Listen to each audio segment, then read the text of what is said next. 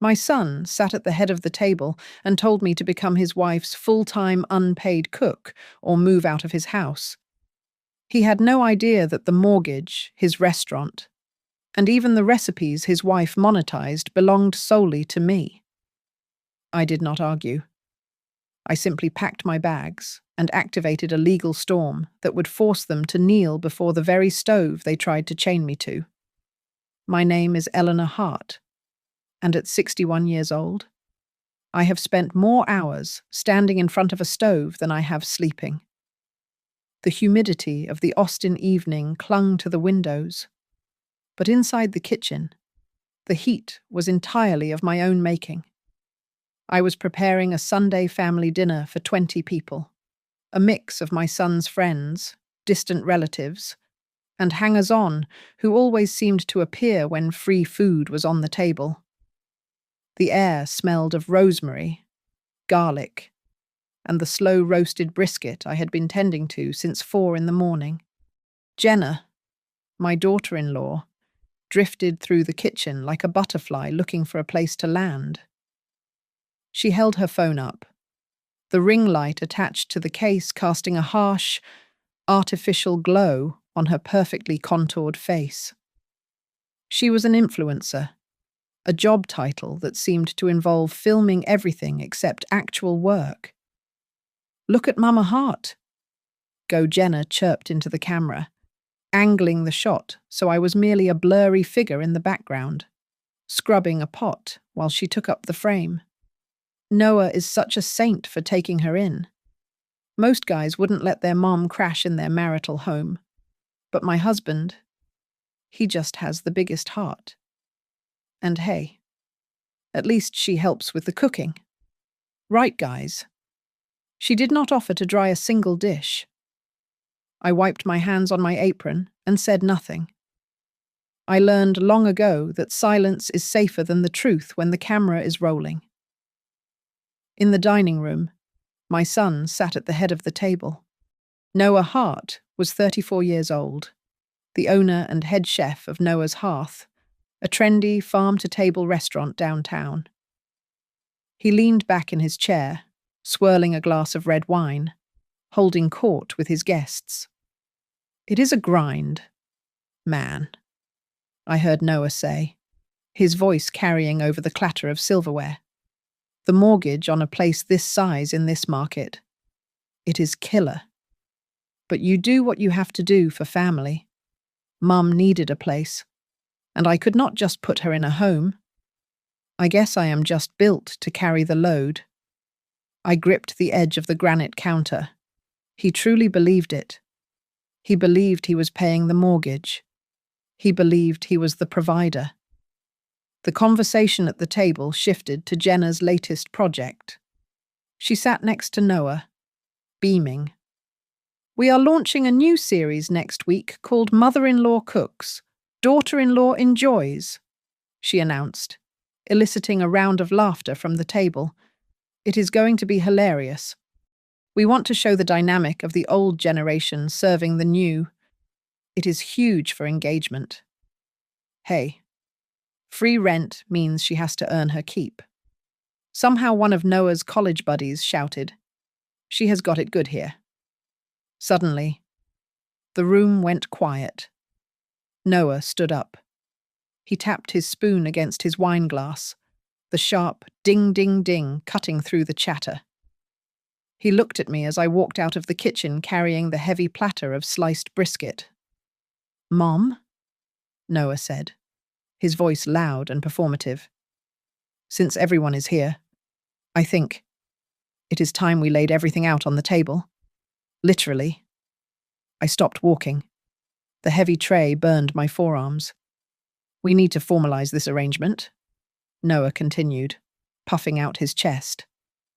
"Either you commit to cooking for this house full-time, every day, treating it like a real job to support Jenna's content creation, or you need to start paying market-rate rent for your room. If you can't do either, well, maybe you should find a place that fits your pension a little better." The silence in the room was thick enough to choke on. A few guests nodded, murmuring that it sounded fair. Jenna looked at me, her eyes wide with faux sympathy. We just want fairness. Mom, she said, her voice dripping with syrup. In this economy, everyone has to contribute. We can't just carry you forever. My ears began to ring. I felt the vibration of the ceramic platter in my hands because my grip was beginning to tremble. No one stood up for me. No one asked, "How dare you?" They looked at me with pity, seeing a charity case, an old woman living off her son's generosity. The irony was a physical weight in my chest.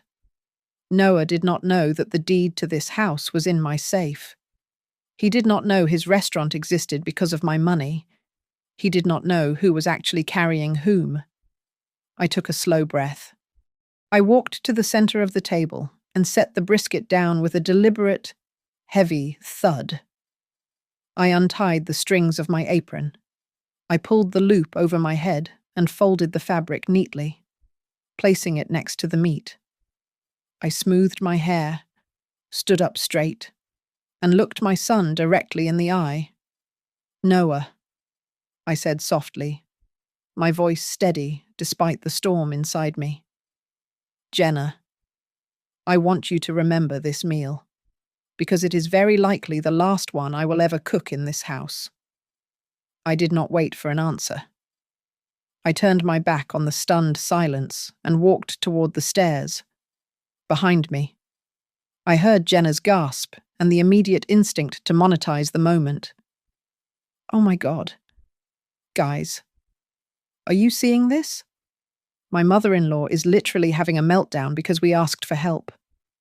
"Ignore her," Noah mumbled, his voice sounding smaller than before. "She is just being dramatic. She will be back in the kitchen by tomorrow morning." I kept walking, climbing the stairs one by one. I felt invisible to them, but for the first time in years, my vision was perfectly clear. They thought I was trapped. They were about to find out just how free I actually was. I sat on the edge of my mattress and looked down at my hands. They were not the soft, manicured hands of the women Jenna admired on the internet. They were map makers of a hard life. The skin thickened by burns and calluses that no amount of lotion could ever smooth away. I closed my eyes, and the smell of expensive air conditioning faded, replaced by the phantom scent of old frying oil and Texas red dust. I was 23 years old when Jack and I signed the lease on a roadside shack in a town 2 hours west of here. We called it Hart's Table. It was hardly a restaurant back then. It was a glorified shed with 3 wobbly wooden tables and a kerosene stove that smoked if you looked at it wrong. Jack was a truck driver with a back that already hurt in the mornings, and I was a girl who knew how to make biscuits that could make a grown man cry. "We are going to make it. Elle," Jack had told me on our first night, wiping grease from his forehead with the back of his sleeve. "Just you, me, and this stove." We worked 16 hours a day. I cooked. I served. I scrubbed the floors. And then I sat under the single yellow light bulb counting grease-stained dollar bills until my eyes blurred. We did not take vacations. We did not buy new clothes. Our life was measured in gallons of frying oil and 50-pound sacks of flour. We saved every nickel, denying ourselves even the smallest luxuries because we were terrified of going back to zero. When Noah arrived, I did not stop working. I strapped him to my back while I kneaded dough, his small heartbeat thumping against my spine.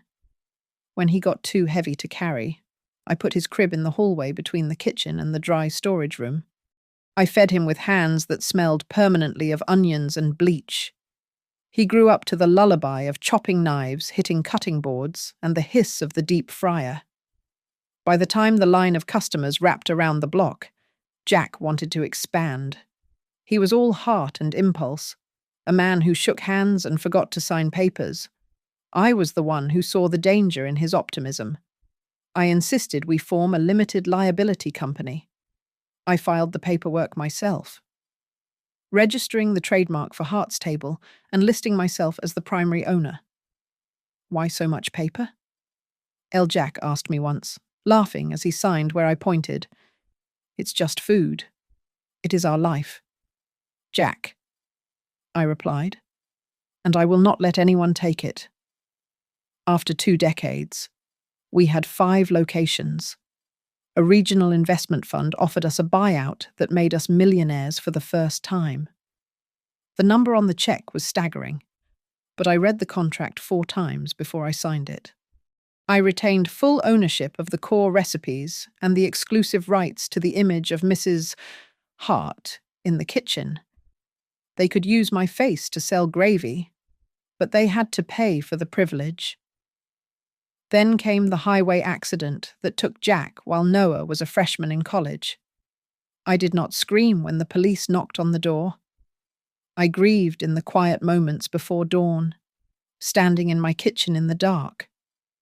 I took the life insurance money and quietly bought small rental properties across the city. I ensured my son would never know hunger again. But I made a choice to keep him blind to the safety net I had woven. I continued to drive a rusted pickup truck.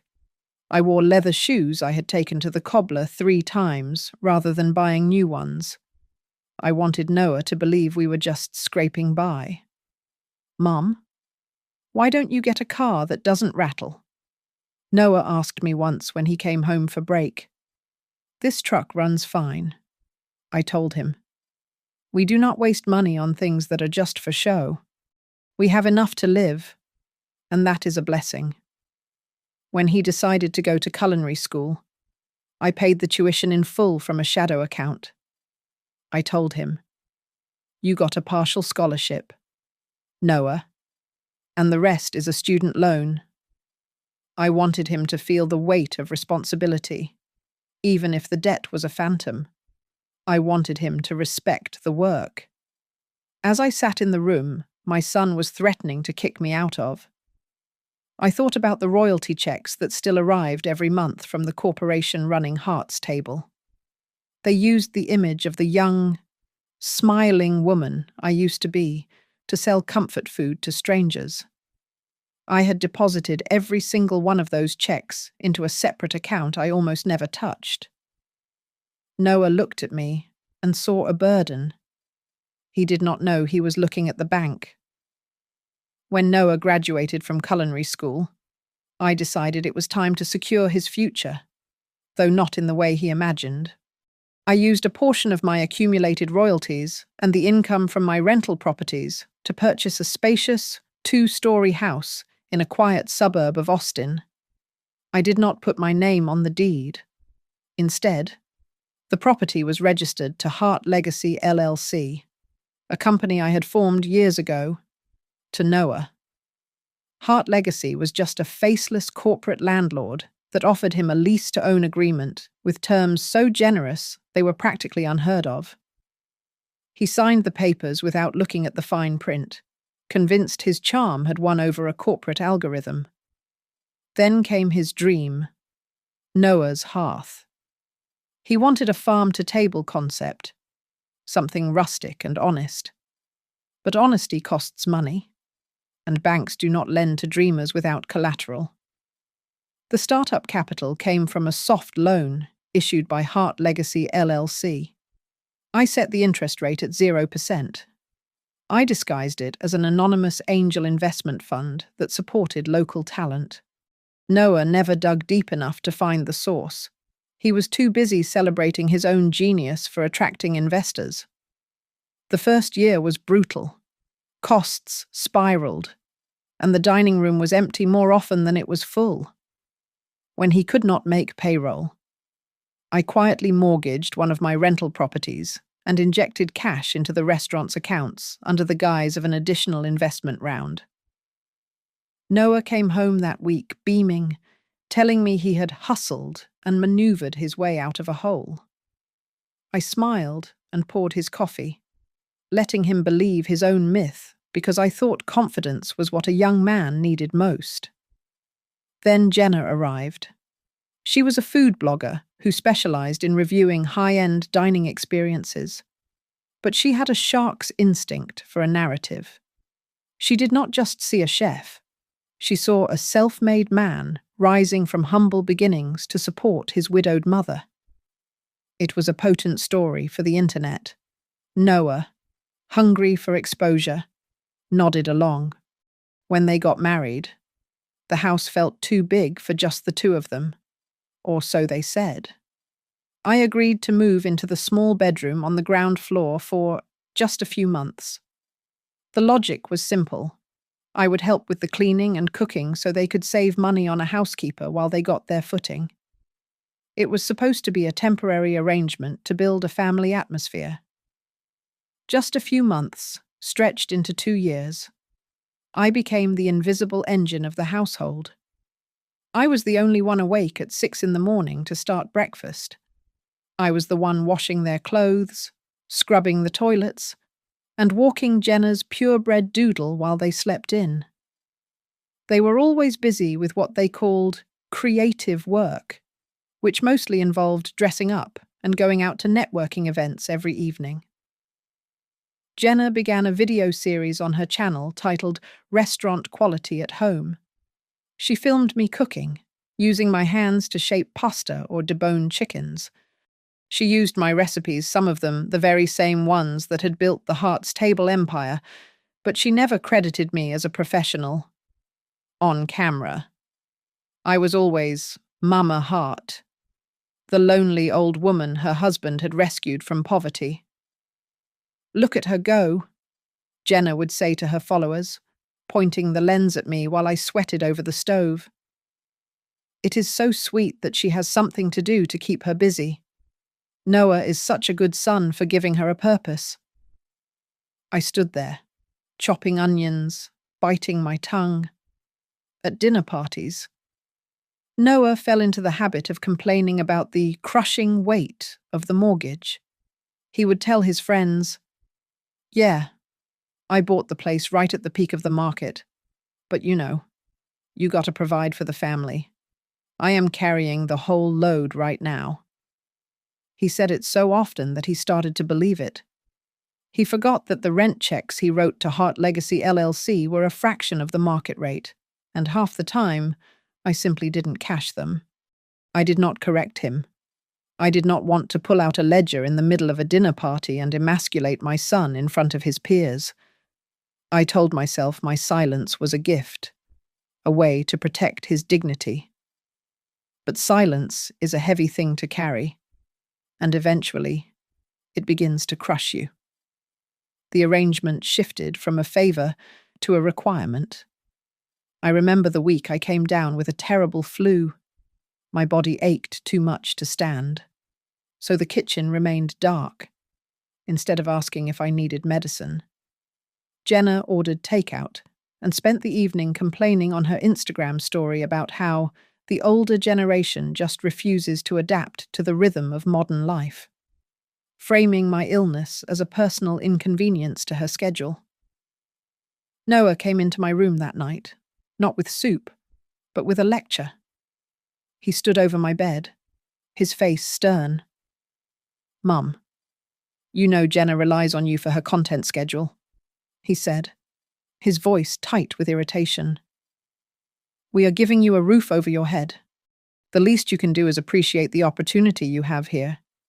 You need to pull your weight." I looked at him, feverish and weak, and realized that in his eyes, I was no longer his mother. I was an unpaid employee who had dared to call in sick. I closed the door to my bedroom and sat on the edge of the bed. The shaking in my hands was not from fear, but from the adrenaline of a decision finally made. I did not cry. Tears are for grief, and what I felt now was not grief. It was the cold clarity of a surgeon preparing to cut out a tumor. I knelt and pulled the small safe from under the bed. I spun the dial left, right, left, and the heavy click of the lock opening was the only sound in the room. I took out a thick plastic folder and laid it on the desk. Inside were the bones of my son's life, though he did not know it. There was the deed to this house, registered to Hart Legacy LLC, listing Eleanor Hart as the sole proprietor. Beneath that was the commercial lease agreement for Noah's Hearth, outlining the rent that was 60% below market value. And finally, the loan agreement for his startup capital. It was a document Noah had signed without reading, dismissing it as standard paperwork. He had missed the clause titled Character and Conduct, which gave the lender the right to call in the loan immediately if the borrower engaged in conduct detrimental to the lender's dignity or reputation. I reached for another file.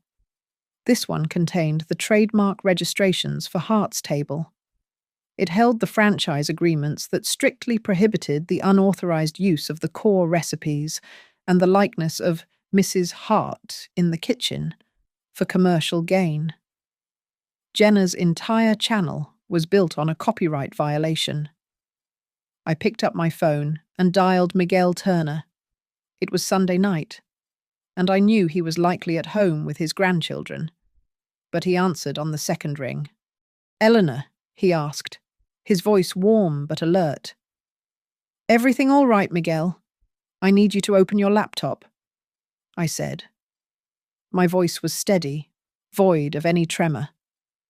There was a pause on the line, then the sound of a chair scraping against a floor and a door closing. Miguel knew me. He knew I did not call on Sunday nights for small talk. "I am listening," he said. "I want you to execute the termination clauses on the Hart Legacy lease for the residential property on Oakwood Drive. 60 days notice. Maximum allowable rent increase for the remaining term." I flipped a page in the folder. "I also want you to call in the commercial loan for Noah's Hearth. Effective immediately. And Miguel, draft a cease and desist order for Jenna Hart. She is using proprietary Hart's Table intellectual property for profit without a license." "Eleanor," Miguel said, his tone shifting to professional caution. "You know this will likely bankrupt them." "Are you sure I am sure?" I replied. "They wanted fair market value. I am giving it to them." I hung up and called my accountant next. I left a voicemail, my instructions precise. Cancel the automatic transfers to the credit card ending in 4589. Stop the direct payments for the utilities at the house and the restaurant. Let the bills bounce. I want them to see the real numbers. I began to pack. I did not take much. I folded 3 sets of clothes, my old recipe journals, and a framed black and white photograph of Jack holding Noah as a toddler in the kitchen of our first restaurant. I left the expensive cashmere sweater Noah had bought me for my birthday last year on the chair. I left the jewelry. I wanted the room to look not like I had fled, but like I had been erased. I tore a page from a notebook and uncapped my pen. I wrote quickly, the ink biting into the paper. "Thank you for showing me my true value in this house. The next time you demand someone cook for your wife for free, make sure she isn't the one who built the kitchen you are standing in." I placed the note on the pillow. Finally, I sent one text message. It was to Lila, the director of the community center in East Austin where I used to volunteer. "Is the room above the kitchen still empty?" The reply came 3 seconds later. "For you, Eleanor. There is always room." I zipped my suitcase. I did not look back at the house that legally belonged to me. I walked out the back door, into the cool night air, leaving my son and his wife to wake up to a world that was about to become very expensive and very cold. The kitchen was cold. That was the first thing Noah noticed when he walked downstairs at 7 in the morning. There was no smell of brewing coffee, No sizzling bacon. No rhythmic chopping of vegetables. The silence was absolute. He walked to the guest room door, expecting to find me sleeping in, ready to deliver a lecture on responsibility. Instead, he found the door open, the bed stripped, and a single piece of paper resting on the bare mattress. "She's actually done it," Noah muttered, crumpling the note in his fist. "She is actually pulling a stunt like this." He pulled out his phone and dialed my number. It rang and rang, then went to voicemail. He called again. Voicemail. A seed of panic began to sprout in his chest, not from worry for me, but from the sudden, terrifying realization that there was no breakfast. Before he could decide whether to be angry or afraid, his phone pinged with an email notification. It was from Hart Legacy LLC.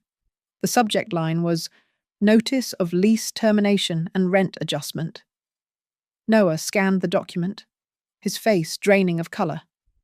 "What do you mean? Lease termination?" he whispered to the empty room. "I own this house." But the words on the screen were clear.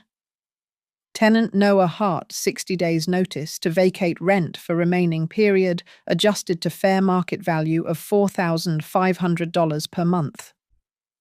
He stared at the number. He had been paying $800.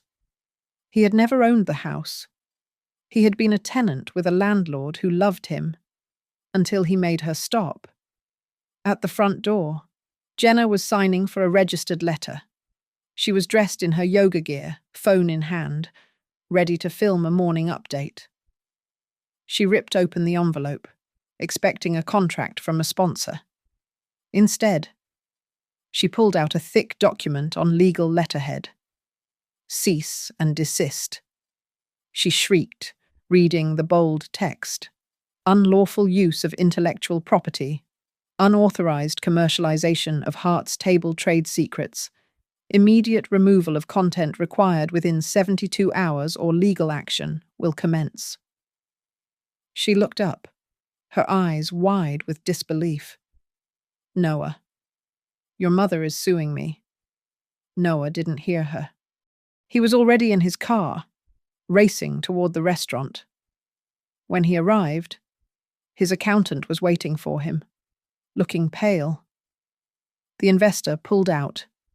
The accountant said without preamble, "The anonymous angel fund. They exercised the immediate withdrawal clause. And the bank just called. Our line of credit was secured by a third-party guarantor. That guarantee has been revoked. They are freezing the operating account." Revoked. Noah slammed his hand on the desk. "Who the hell was the guarantor? I tried to get a name," the accountant said, shaking his head. "But it's all shielded. All I know is that without that cash injection we expected on Friday, we can't make payroll. We are in the red." Noah. Deep. Noah pulled out his phone again, his fingers trembling as he dialed my number, then Miguel's office, then the number listed for Hart Legacy LLC. "I am sorry, Mr. Hart." A polite, professional voice answered at the law firm. "We cannot disclose personal information regarding our client. Any inquiries must be submitted in writing." "She is my mother," Noah shouted into the phone. "Put her on the phone. Please submit your inquiry in writing," the voice repeated, and the line went dead. Back at the house, Jenna tried to order a calming matcha latte from a delivery app. Payment declined. She frowned and tried again. Declined. She opened her banking app and gasped. The credit card she used for everything, her hair appointments, her designer clothes, the props for her videos, was locked. It was a supplementary card on an account she thought belonged to Noah. "This is abuse," she screamed, turning to her phone to record a tearful story for her followers. "Guys, you will not believe what is happening. My toxic mother-in-law has an email notification popped up at the top of her screen. It was from the legal team again. Ref defamation warning. Any further public falsehoods regarding Ms. Hart's financial status or character will result in an immediate lawsuit for damages. Jenna threw the phone onto the couch, terrified, into silence. Noah sat alone in the empty dining room of Noah's hearth. He opened the books. He really looked at them for the first time in years. He saw the transfers that had come in every time he was short. Angel Investment A, Strategic Partner B. They always arrived exactly when he needed them. And now, they were gone. The numbers on the screen were a graveyard of red ink. Desperate. He called a potential investor he had met at a mixer months ago. He pitched the restaurant with frantic energy, talking about his brand, his story. Hold on. Noah. The investor interrupted. You keep talking about your self-made background, but I'm looking at a profile on Hart's table from Texas Business Weekly about 10 years back. It says here the founder is Eleanor Hart. Is that your mother? Noah froze. Yes.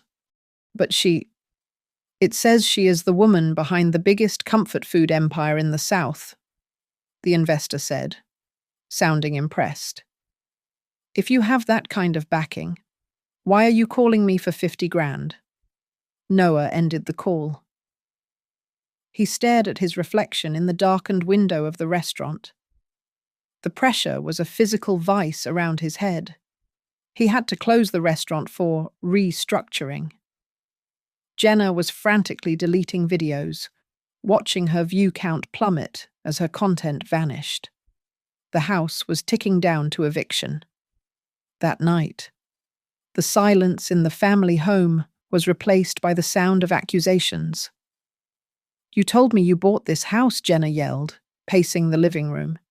You told me you handled the bills, and you told me your channel was making money. Noah shot back. His face flushed. But without Mom's recipes, you have nothing. You treated her like a servant. Jenna. Jenna laughed, a harsh, ugly sound. You're the one who told her to move out. You're the one who tapped the glass. Don't you dare pin this on me. Noah Hart. We are homeless because of you. They stood in the ruin of their own making, blaming each other, while my phone sat silent in a drawer across town, miles away from their noise. I moved into the small room above the community kitchen in East Austin. The ceiling was low enough that I could touch it if I stood on my toes, and the single window looked out over a cracked asphalt parking lot. But it was clean. It was quiet. I hammered a nail into the wall and hung up my old Hart's table apron. As I smoothed the fabric against the plaster, I realized this cramped space felt more like home than the sprawling house I had just left. There were no cameras here. No one was waiting for me to perform. Lila introduced me to the women in the cooking class the next morning. They were a motley crew, single mothers trying to stretch a food stamp budget, women fresh out of prison looking for a trade, and immigrants who spoke little English but understood the universal language of a sharp knife. This is Eleanor, Lila said simply. She knows more about feeding people than anyone I know. They did not look at me with pity or calculation. They looked at me with hunger, a hunger for knowledge. When I showed a young woman named Maria how to dice an onion without wasting the root, she looked up at me and smiled. Thank you, Miss Eleanor, she said. My kids. They are going to love this. My days began at 4 a.m. I started by baking bread for the homeless breakfast program. I used the old techniques from the early days of Hart's Table, the ones that made the dough rise light and airy despite the humidity. For the first time in years, I was cooking for people who were actually starving, not for people who wanted to take a picture of their plate. The smell of yeast and warm flour filled the kitchen. healing parts of me I did not know were broken. Sometimes, my phone would light up on the counter. Noah 12 missed calls. Jenna 8 missed calls. Unknown numbers that were likely reporters or creditors. I did not answer. I put the phone on silent and shoved it deep into a drawer. I knew Miguel would scold me if I picked up. Let reality do the talking. Eleanor, he had told me. You have used your voice for 30 years, and they didn't listen. Now let the silence speak. Across town. Noah's reality was speaking loudly. He and Jenna had moved into a temporary rental apartment in a rougher part of the city. It was the best they could afford on short notice. As Noah hauled boxes up the stairs, a neighbor recognized him. Hey, aren't you that chef guy from TV? The neighbor asked, leaning over the railing. The one with the hot wife. Hey, I haven't seen your mom in her videos lately. Is she okay? Noah flinched. He muttered something about taking a break and slammed the door, his face burning with shame. Jenna was trying to pivot. She posted a video titled, Our Journey of Starting Over, using a somber filter and soft piano music. She talked about unexpected challenges and betrayal. But the internet is a cruel place. Someone on Reddit had leaked the cease and desist letter regarding the stolen recipes. The comments section was a bloodbath. So you were stealing her recipes the whole time? Wait. She owns Heart's Table. And you treated her like a maid. Team Eleanor. Jenna deleted the comments as fast as she could, her fingers flying over the screen. But for every one she removed, 3 more appeared. Noah sat in a sterile conference room for a creditors' meeting. His lawyer, a tired-looking man who clearly wanted to be elsewhere, slid a document across the table. The loan from Hart Legacy LLC had a specific clause, the lawyer explained. It is called the Dignity Clause. It states that preferential interest rates are revoked if the borrower engages in conduct that grossly insults the lender or the lender's representative. Noah stared at the paper. He thought back to that Sunday dinner, the way he had tapped the glass, the way he had told the entire table I was a burden.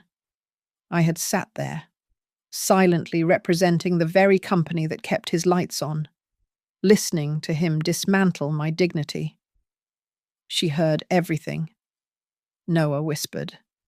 She knew the whole time. That night, in my small room, I sat at a wobbly desk and wrote. I did not write legal briefs.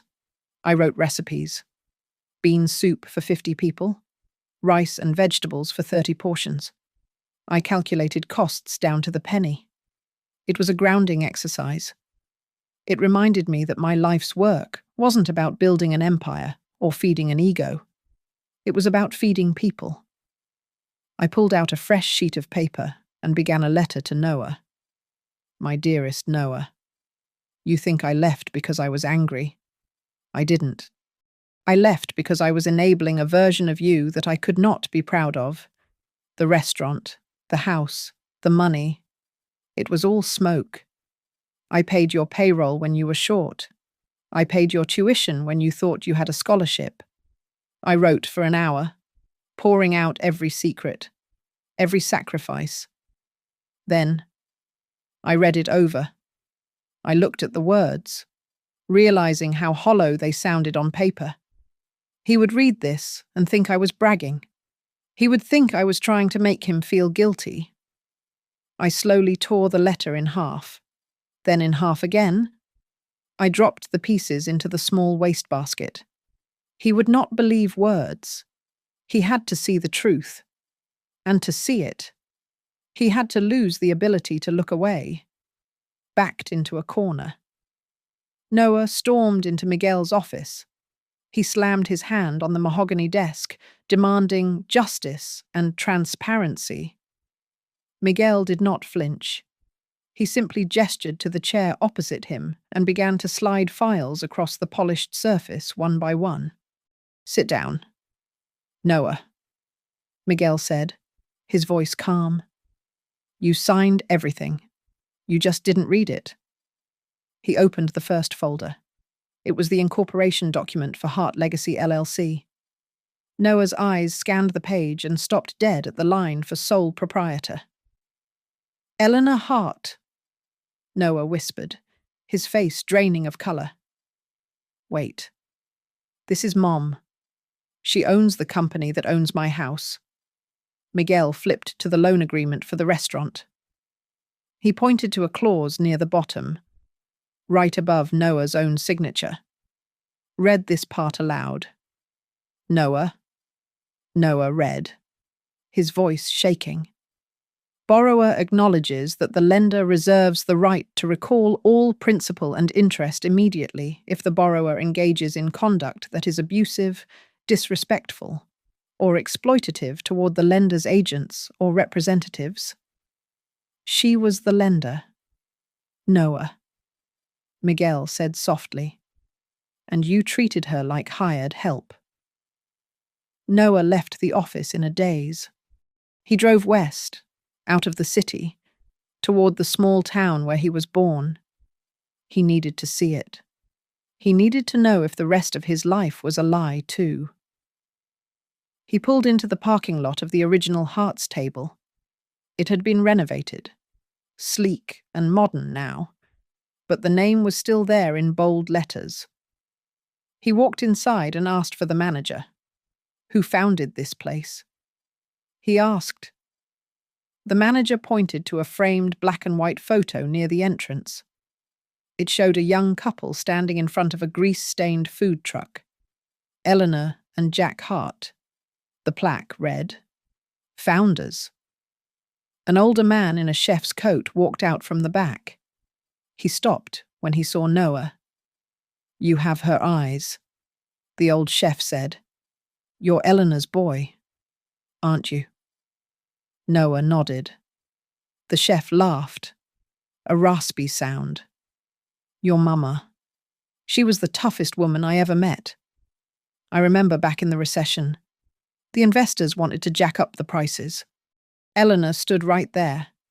He pointed to a spot on the floor and screamed at them that she would burn the place down before she let her neighbors go hungry because they couldn't afford a biscuit. She slept in the dry storage room on rice sacks just to be here for the morning prep. That isn't just a brand. Son. That's her blood. Noah drove to his aunt's house next. He hadn't seen her in years. She opened the door, took one look at his face, and sighed. "She hid it from you," his aunt said, pouring him a glass of iced tea. "She hid how big it got, because she didn't want you to turn out like those trust fund kids who never worked a day in their lives. She wanted you to have grit." She looked at him with disappointment. "Who knew you'd turn out exactly like that anyway?" She told him about the house. Eleanor could have lived in a mansion. Noah. But she bought that house in Austin because she thought it was a good start for you. She used her own retirement money to buy it back from the market so she could rent it to you for pennies. She sacrificed her comfort so you could feel like a king in your own castle. Noah spent the rest of the afternoon digging through old emails and invoices on his laptop. He traced the wire transfers, Venture Stream Capital, Blue Oak Holdings. Every single one led back to a single source, Eleanor Hart. "I never asked," Noah whispered to the empty car. "I never asked who was helping me. I just took the money and smiled." That night, back in the cramped, musty rental apartment, Noah opened his laptop. He found a folder of raw footage Jenna had deleted from her channel but kept on the hard drive. He watched a video from 3 months ago. In the frame, Jenna was holding up a plate of pasta, preening for the camera. But in the background, out of focus, was his mother. She was scrubbing a pot, her shoulders hunched, her hands red and swollen. She looked tired. She looked small. And then, for a split second, she looked up at the camera. There was no anger in her eyes, just a profound, quiet sadness.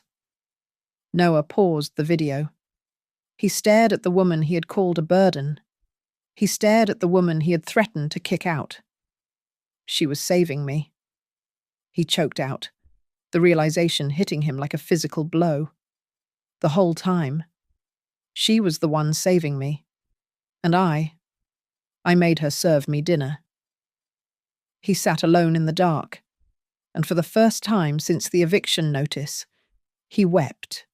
He did not cry for the restaurant. He did not cry for the house. He cried because he realized that the story of his life, the story of the self-made man supporting his aging mother, was a fiction. He was the charity case, and she was the titan he had tried to enslave. The steam from the 50-gallon soup pot filled the community kitchen, carrying the scent of cumin and roasted peppers. I was showing Maria, a young woman with a sleeve of tattoos down her left arm and a past she was trying to outrun, how to properly caramelize onions without burning them. Keep it moving. Honey? I told her, guiding her hand on the spatula. The sugar needs to release slowly. If you rush it, it turns bitter. I looked up through the steam and saw him. Noah was standing on the other side of the scratched glass of the front door. He was looking at the line of people wrapping around the blockmen with weathered faces, mothers clutching toddlers, teenagers who had nowhere else to go. He looked terrified. He looked like a man who had landed on an alien planet where his credit score meant nothing. My heart gave a painful lurch. The instinct to run to him, to wipe the confusion off his face and fix whatever was broken, was so strong it nearly knocked the breath out of me. But I forced my feet to stay planted on the rubber mat. If I went to him now, if I softened, the lesson would dissolve into nothing. I turned my back to the window. Focus on the onions. Maria, I said, my voice steady. Do not let the heat distract you. Half an hour later, the service rush slowed down. Lila, the director, walked into the kitchen with Noah trailing behind her. He looked out of place in his designer jeans and pressed shirt, shrinking under the fluorescent lights. Everyone. Heads up. Lila called out, clapping her hands. This is Noah. He says he has worked in a kitchen before. She did not introduce him as my son. She did not introduce him as the owner of Noah's hearth. Grab a knife, Noah, one of the prep cooks shouted. You know how to dice scallions? Noah blinked, looking around the room as if waiting for a camera crew to pop out. I wiped my hands on my apron and walked over to him. I did not hug him. I stood 2 feet away, looking at him not as my baby, but as a man who had lost his way. You found me. I said, Mom. He started, his voice cracking. I went to the lawyer. I went to the old restaurant. I didn't know. He took a step forward, his hands twitching. How could you just vanish? How could you cut us off like that? I need to understand why. Stop, I said. The word was sharp enough to cut through the noise of the dishwasher. I do not owe you any answers. Noah. But you owe a lot of people an apology, including me. I gestured to the room around us. Walk with me. I led him past the washing station, where a man named Thomas was scrubbing trays. Thomas had been homeless for 3 years before getting into a housing program last month. I pointed to a woman packing to-go boxes in the corner. That is Sarah. I told Noah. She works 2 jobs and raises 3 kids alone. She comes here to volunteer because she says the community gave to her, so she has to give back. I turned to my son. Look at them. Noah. Really look at them. Which one of these people do you think has the right to demand that someone else cook for them every single day, or else get kicked out on the street? Noah looked at Sarah, then at Thomas, and finally at the floor. He looked small. The drama of his life, his restaurant reviews, his wife's subscriber count, his mortgage suddenly seemed incredibly petty against the backdrop of real survival. I am not abandoning you, I said, lowering my voice so only he could hear. But I am done financing a lifestyle that is rotting your character. You thought you were a self-made man, but you were just a boy standing on a stool I built for you. I kicked the stool away. Noah, now I want to see if you can stand. He opened his mouth, but no words came out. If you are here to ask for money, I said, turn around and leave. The exit is behind you. I am not here for money. He whispered. Then prove it. I said. I need a prep cook. We serve dinner on Thursday nights. If you want to talk to me, you show up here on Thursday at 5 o'clock sharp. Bring your own apron and non-slip shoes. We do not have extras. Noah looked at me, stunned. He expected a negotiation. He expected a lecture. He did not expect a job offer. Thursday. He repeated. Thursday. I confirmed. And Noah. If you are 1 minute late, do not bother coming in. I turned back to the stove without watching him leave. I had to trust that the silence in the car ride home would be louder than anything I could say to him. Thursday arrived with a heavy, grey sky. At 5 o'clock sharp. The bell above the community centre door chimed. Noah walked in. He was carrying his old denim apron, the expensive Japanese one he used to wear for press photos, and a thick, spiral-bound binder. He looked tired, his eyes rimmed with red, but there was a flicker of that old, desperate hope in his face. Leela and Miguel were sitting at a small metal table in the corner of the dining hall. I stood by the pass-through window, my arms crossed. I am here, Noah said, placing the binder on the table between us. And I brought this. I stayed up for 3 nights working on it. It is a restructuring plan for Noah's hearth. If we pivot the menu, cut the overhead by 30%, and maybe do a soft relaunch series on Jenna's channel about family redemption, I think we can save the business.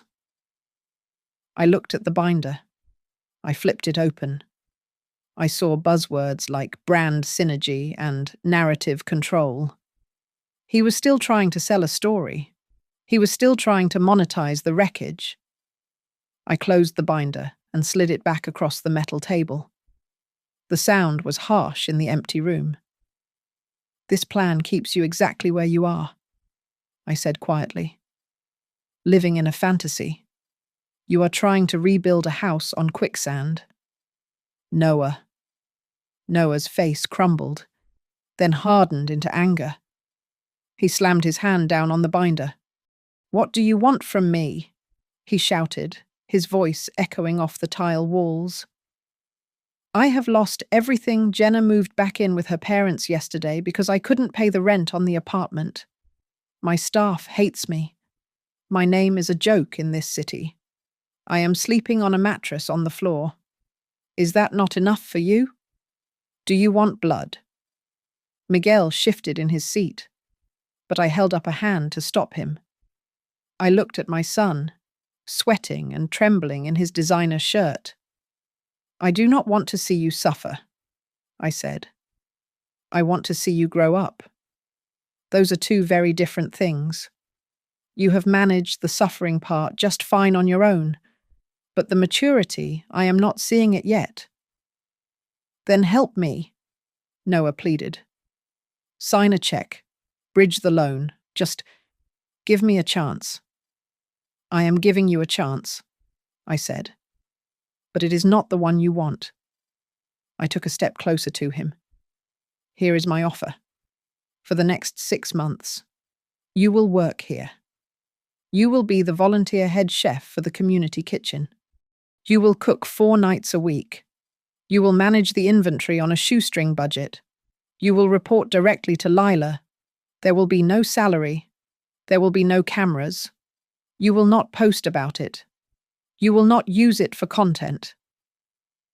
Noah stared at me, his mouth slightly open.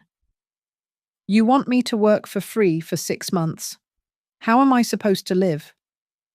That is the deal. I continued, ignoring his question. If you agree to this, I will instruct Miguel to pause all legal action regarding the debts from Noah's hearth. I will allow you to liquidate the remaining assets, the equipment, the furniture, and use that money to pay off your creditors so you can walk away without a bankruptcy on your record. But I will not give you a single dime of new money. This is blackmail. Noah spat out. You are trying to turn me into a servant. I could go get a job at a steakhouse and actually make money to fix this. You could? I agreed. But you would still be the same man who tapped a glass and told his mother to get out. You want to fix your bank account. Noah, I want you to fix your soul. Which one do you think is more broken right now? Noah looked away, his jaw working. You are enjoying this, he muttered. You hid the truth from me my whole life. You let me think I was special. That was your lie. Mom, you did this to me. I nodded slowly. You are right. I did hide it. I wanted to protect you from the entitlement that ruins people, and instead, I created a vacuum that you filled with arrogance. I was wrong. I leaned in, my voice dropping to a whisper. But because I was wrong then, I will not be wrong now. I will not write a check to make you feel better. That would be the cruelty. The room was silent for a long time. The only sound was the hum of the refrigerator. So here is the choice, I said, my voice hardening into steel. Years ago, you gave me an ultimatum. You said cook for my wife, or move out. Tonight, I am giving you mine. Cook for the people who actually need it, or walk out that door and leave me, my legacy, and my help behind forever. If you walk out, Miguel files the lawsuits in the morning. Decision is yours. Noah looked at me, then at the kitchen, then at the exit sign glowing red above the door. He looked like a man standing on a ledge. He did not say yes. He did not say no. He turned around and walked out into the night. I did not follow him.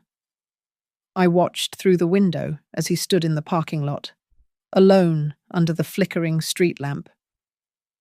He looked back at the kitchen, where the warm yellow light spilled out onto the concrete. For the first time in his life, he wasn't the one making demands. He was the one who had to decide if he was strong enough to serve. 3 days later, in the late afternoon, I was chopping onions for a dinner service that would feed more than 80 people. The back door creaked open.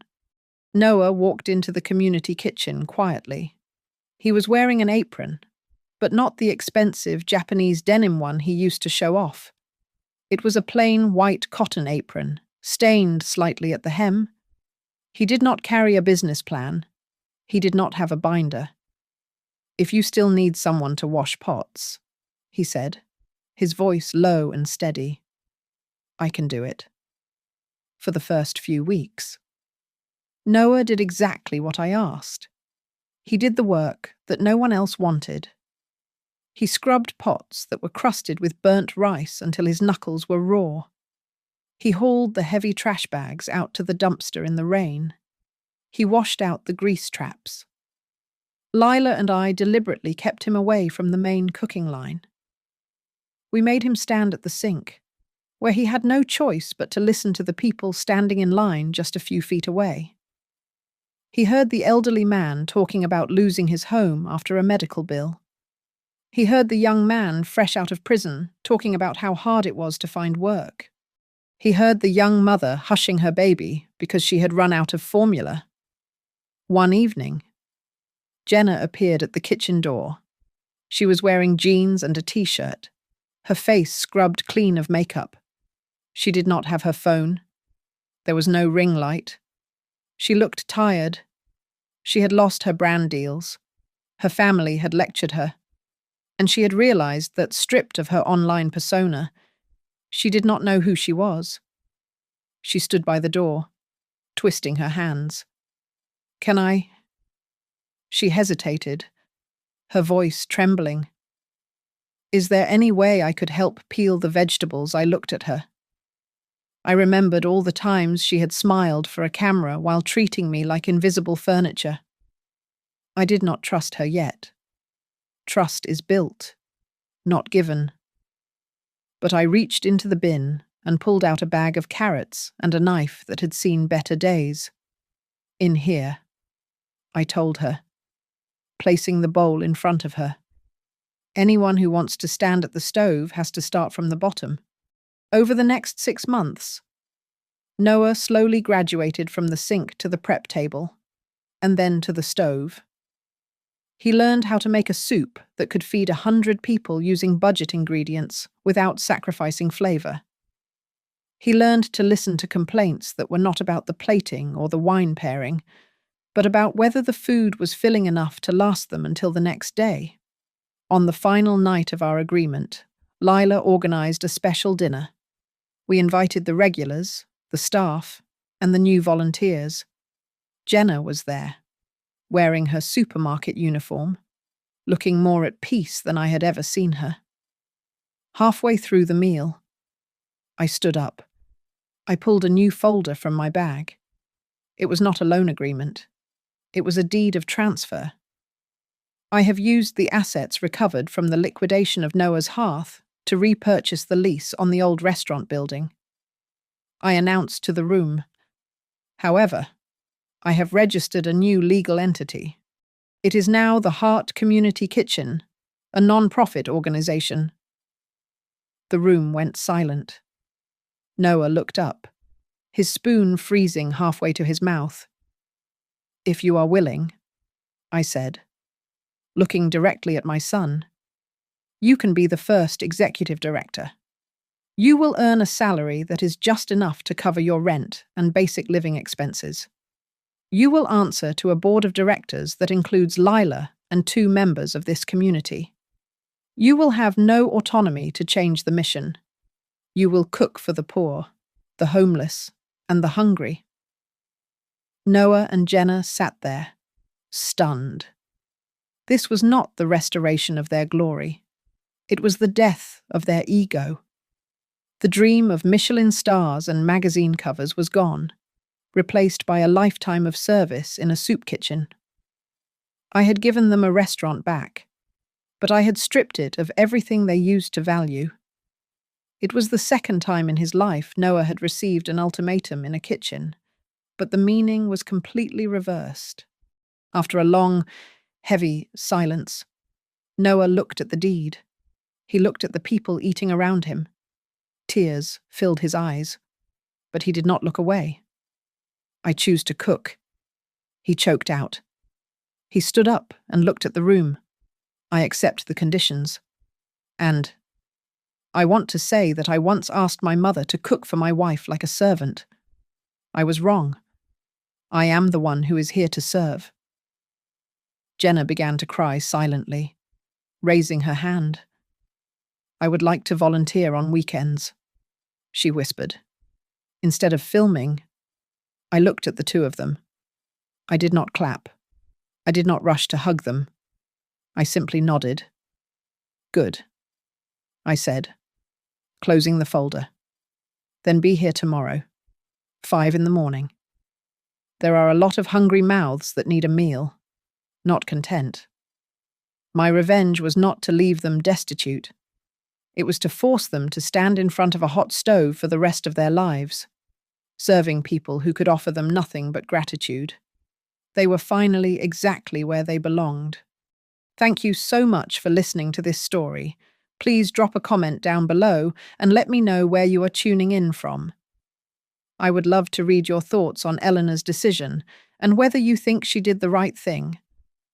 Don't forget to subscribe to Grandma's Family Diary. Hit that like button and smash that hype button so we can get this story out to even more people.